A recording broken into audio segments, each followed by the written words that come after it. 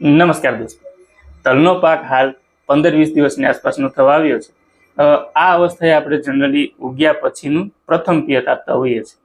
આ પ્રથમ પિયત સાથે આપણે કેવી માવજત કરીએ જેથી તલના પાકને એનો ફાયદો મળે.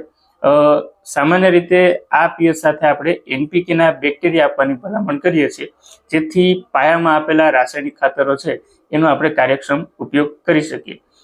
આ એનપીકેના બેક્ટેરિયા પાવડર સ્વરૂપમાં, પ્રવાહી સ્વરૂપમાં, જુદી જુદી કંપનીઓના અને સહકારી સંસ્થાઓના દરેક એગ્રો સેન્ટર પરથી આપણને મળી રહેતા હોય છે. જેમાં તુલસી એગ્રી ઇનોવેટિવ કંપની છે એ સ્ટાર એનપીકે નામે પાવડર સ્વરૂપમાં આ બેક્ટેરિયા બનાવે છે, જેનું 250 ગ્રામનું પેકેટ છે એ 200 લીટર પાણીમાં ઓગાળી અને 1 એકરમાં પિયત સાથે આપવાની ભલામણ છે. એ સિવાય ઇફકો જેવી સંસ્થાઓ છે એ એનપીકે કન્સોર્ટિયા છે એ પ્રવાહી સ્વરૂપમાં બનાવે છે.